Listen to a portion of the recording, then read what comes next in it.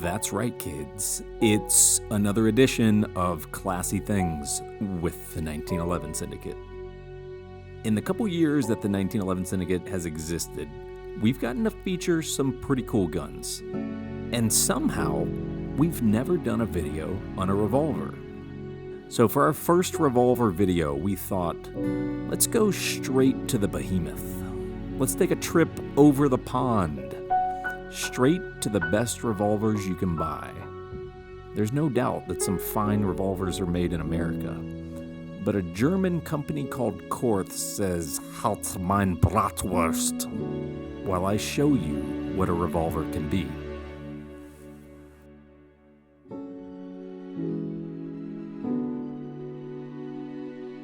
Let's start with the obvious. The Korth is one of the sexiest guns I ever seen. It has a wow factor that really can't be denied. When I first got the gun, one of the first things that I did, I'm staring at it and I go, I gotta go over to the IMFDB, the Internet Movie Firearms Database, a site that you gentlemen I'm sure are familiar with, because I had to know a gun that looks this good must have been featured in tons of movies.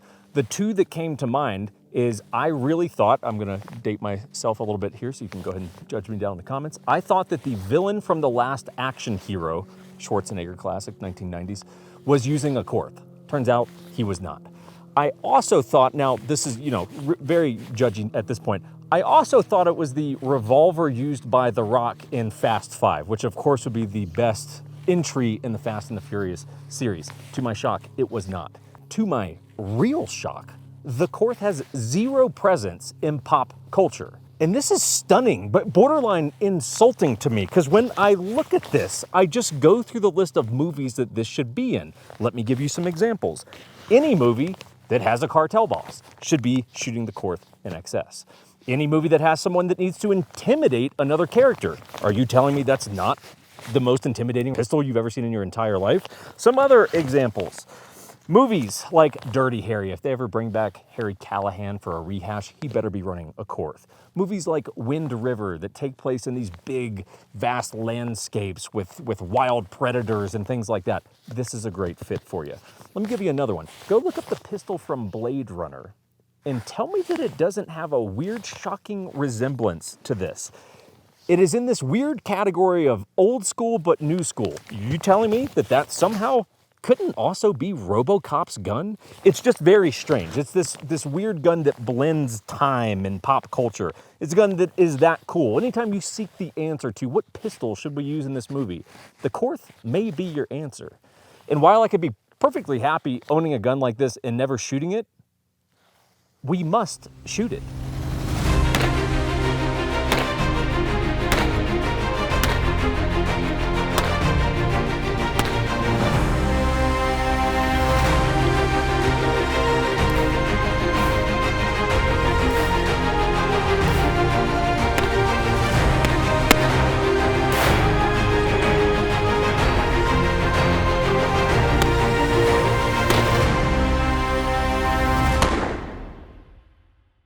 Okay, everyone, a couple of quick housekeeping notes just to keep the lights on. The 1911 Syndicate, as you know and get tired of hearing, is a real estate company, so if you need help, let us know. We are not particularly interested in entertaining your fantasies about buying land to shoot on, because I can already tell you, you're not gonna. So if you need actual real estate help, pretty much anywhere in the country, let us know. Patreon also helps keep the lights on. Nice way to say, hey, look, here's a couple bucks, not just for us, any creators that you enjoy. It's tough enough making money from gun content, so support your creators. Beyond that, ammo for the video is typically provided by U.S. Brass House. This was not just because they don't carry 38 or 357, but typically that's where we source our ammo from. If you need a hookup on ammo, you can plug in 1911 Syndicate, all lowercase, no spaces. It'll save you 20 bucks off your case of ammo. And then beyond that, relationship with Korth and Nighthawk. I know you're like, what does Nighthawk have to do with it? We'll explain. But nothing of particular note. We've done a couple videos on Nighthawks, on personal guns, and then guns that were loaned out for reviews. This gun was sent in by Nighthawk for the review. At that point, I can buy it or send it back, do whatever I want with it. Well, maybe not do whatever I want with it, but you guys get the idea. Now, let's talk about who is Korth. Korth is a German company. And one of the things about the Germans is that they really don't miss when it comes to engineering. anything. They basically always nail it when it comes to creating and building a thing. There's a certain overbuilt quality to German products. If you've ever had a German car or ridden in a German car, there's a certain heft when you close the door on a German car. The cylinder on this has that same sort of like heft where you're like, man, it's just nice, and there's a thud and a thump to it. One of the things that, of course, the Germans are known for is over-engineering and overbuilding pretty much anything that they do, right? We can look at whether that be cars, guns, whatever it may be, beer, right? Go down the list. So to prove a little bit of an example, because you do notice the heft of the Korth when you first pick it up. So to just rattle off some numbers to you, a Glock 19 empty is 21 ounces, right? Now, of course, we're dealing with a plastic gun, also from Europe, but you get the point. 21 ounces. So I thought, well, what is like a man's gun weigh? So I grabbed a 1911, 5-inch, railed, right? Like a real 1911. Weighed it out, 42 ounces. Now, we would all agree, at twice the weight of a Glock 19, that's a pretty hefty gun.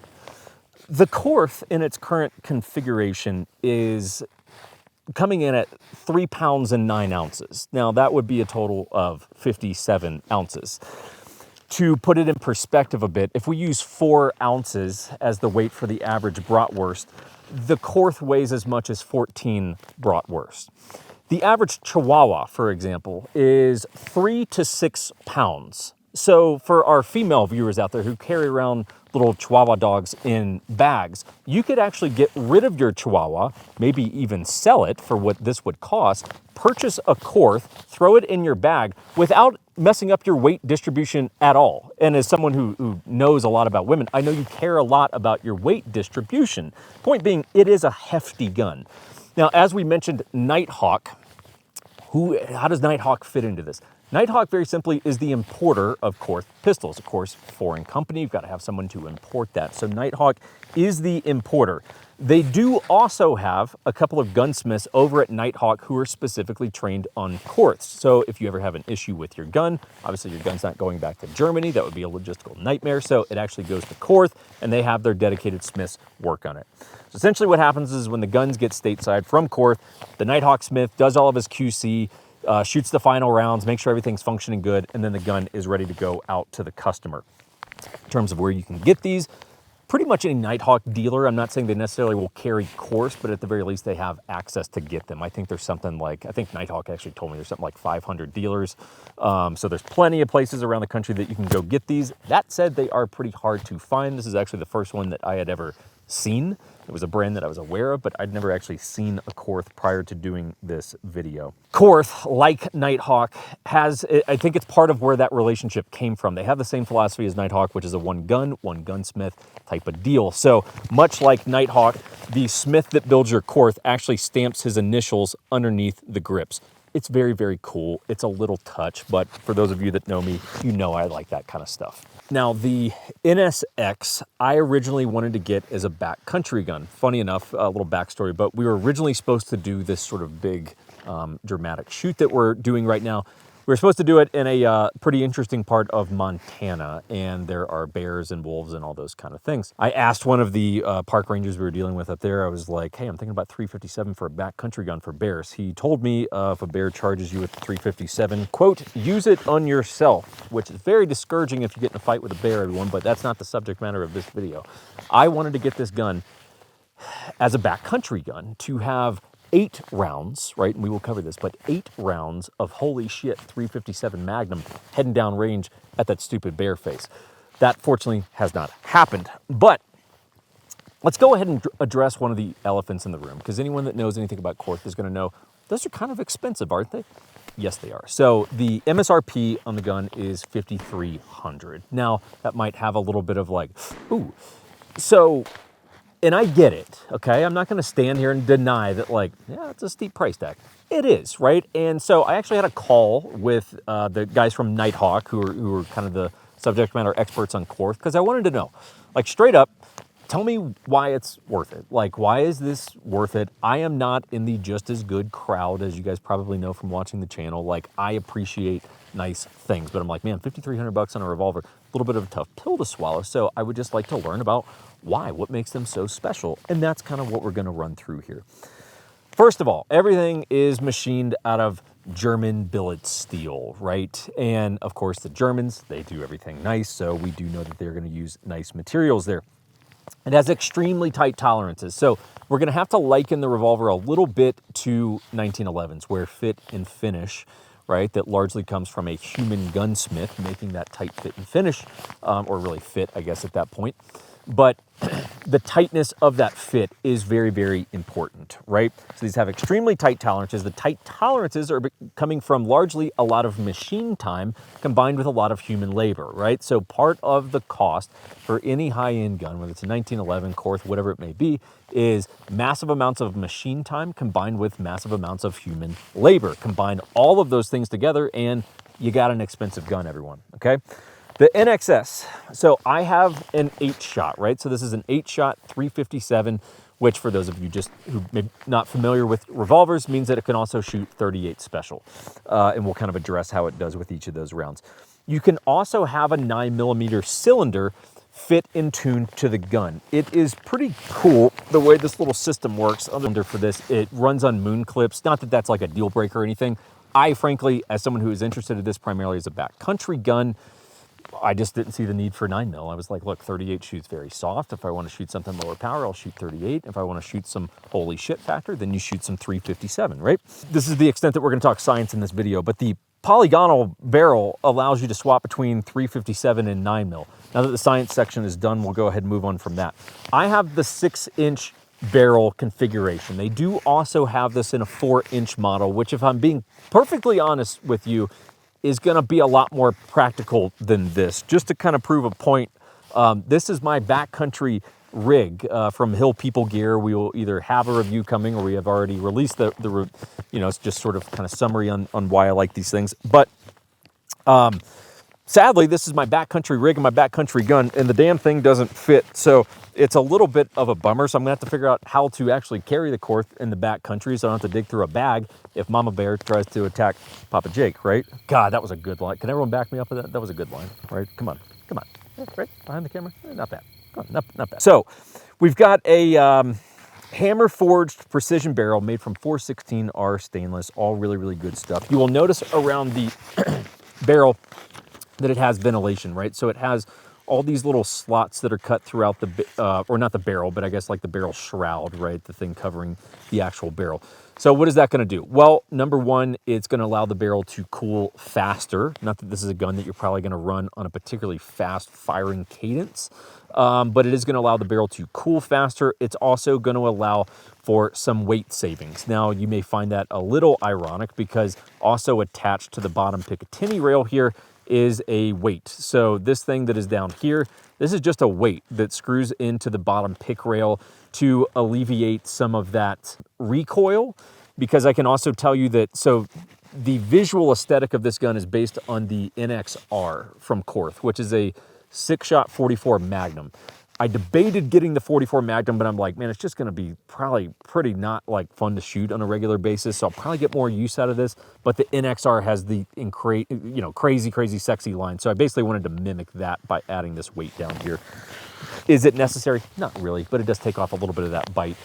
Also adds weight, which is kind of funny given that the barrel shroud's designed to reduce some of that weight. So one of the things that you can do just to see the fit and finish is of the cylinder itself. Now, when you send that hammer back, there is just no play in that cylinder. And then I cannot explain, smarter people than me can explain why this is a relevant test, but when you drop the hammer and you still have the trigger depressed, again, when you play with that cylinder, there's just no play in that. So it's a really, really tight fit on that cylinder. Another thing that Korth does on these that I find to be very cool is the cylinder release. So instead of being over here on the side of the gun, which for those of you that don't know, I'm a left-handed shooter, so this becomes virtually unusable because there's really no configuration, like this doesn't work. So the way that Korth sets up their cylinder release is by this little latch that's right here, which is cool because you can just push that up and then kick out your cylinder very, very easily. And as a lefty, just food for thought, any lefties that are looking for this, it's actually pretty intuitive because if you're shooting, you can still very easily take your thumb and shoot, you can just flick out the cylinder if you want, or push it out with your support hand there. So really nice job on the fit and finish there. Very, very cool stuff. The trigger, let's talk a little bit about the trigger. So, spoiler alert, best revolver trigger I've ever felt. The double action is a bit notable because you can perfectly, right there, you can perfectly stage the cylinder, and you can do this with rounds a little tougher just because there's a little anticipation that happens, but you can perfectly stage this in between cylinders where, there it goes. So it's actually really cool. It's a very, very nice, very smooth double action trigger. Usually revolver triggers, especially in double action, are just that kind of, you know, you keep powering through different walls and things like that. But this is very, very smooth. Like, you can be very accurate even on double action. The single action first has an incredible noise that comes along with it. Try to do this into the mic. Just an absolutely beautiful sound of that hammer racking. But the single action trigger pull is absolutely just spectacular. I don't know the weight on it, but I mean, absolutely spectacular single action trigger pull. Now, the grip, we've got to talk about the grip because the grip is really fascinating to me. So the grip is made from Turkish walnut, and I've never seen anything quite like it before, because when you see it, and like, it's meaty, like it's a pretty substantial meaty grip, and you see certain lines that are cut into it where you're like, I feel like that's going to give me, like, you know, some hot spots on this. And what's been fascinating is when this came in, I grabbed it and I thought, man, that's a perfect grip. And I gave it to my dad, who was actually with me at the time, and he was like, man, that grip is perfect. And I was like, oh, interesting, you know. And then so everyone that has seen this gun, I'll just give it to them, and I'll just be like, what do you think of the grip? Don't provoke them. Don't hint that it's awesome. I just give it to them. What do you think of the grip? And everything from like giant dudes to small women have been like, man, that grip is just perfect. And it's fascinating because it's so distinct that you would think, man, it's going to be amazing for some people. Primarily, you would think people with giant hands, but it's going to be really shitty for everyone else. And somehow it fits into everyone's hand perfectly. I can't really explain it. It's kind of a little phenomenon I found with the gun. A couple other little features. Gold bead front sight. It's cool, especially on a classy gun like this. I do think it's a great choice for the front sight there. The little side panels that are on the front sight can actually be taken off. So these are just like little Allen key, and then you can back those out. I personally really like the aesthetics of it, so I leave them on. I guess it also technically shields the front sight from just getting dinged up on anything. Not that I don't really know what you would be doing to ding this up, but those little panels can be taken off. The rear sight comes with little adjustment marks. So essentially the gun comes zeroed, and you can see exactly where it is zeroed. That way, if your rear sight ever started to drift, or you hit it on a vehicle or tree or a moose or whatever it might be, you can start to see if that rear sight is drifting from that zero. Picatinny rails, obviously on the top and bottom of this, so that you could run a red dot up top. This is just my 2 cents. You guys can tell me what you think. But I think that an aim point acro is the only optic worth throwing on this. Some people are like, oh, you should put a T2 or something like that on it. I'm like, I think it's too much. I think it's too much. I don't think the aesthetics of the T2 are going to look right on this. I think an aim point acro would really, really look amazing on that.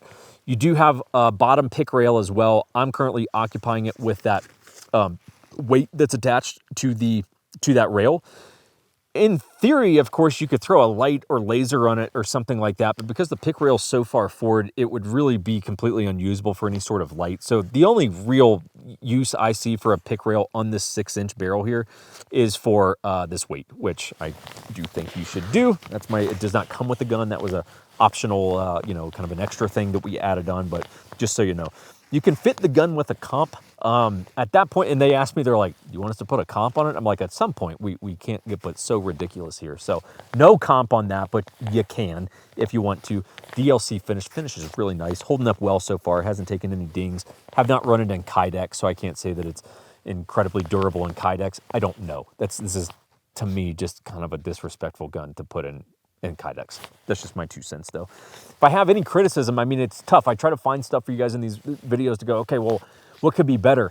There's very little that I really can't nitpick anything on the gun. The only thing that I could nitpick is, and this would be comical to some people because they're like, who gives a shit? It sits in your closet. But I'm like, on a super high-end gun like this, I love when the packaging really represents the high-end nature of the gun. Packaging's a little underwhelming. It's not bad or anything. It's not like Knight's Armament that just sends it in a shitty cardboard box, but it's just a little underwhelming. And I think that part of the idea with a luxury product, if you will, like this, is to have those first moments when you're seeing it really impress the shit out of you.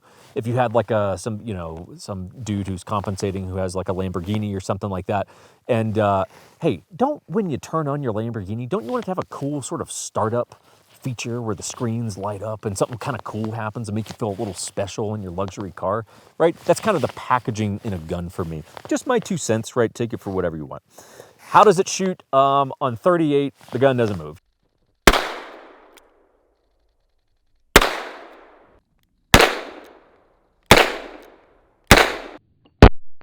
You can just stack holes on top of each other on 38. Like, I mean, it is, you can't miss. Like, I guess you could, but you can't miss on 38. 357, it's going to obviously thump a little bit harder for those of you that have never done that, like stacked a cylinder with 38 and 357.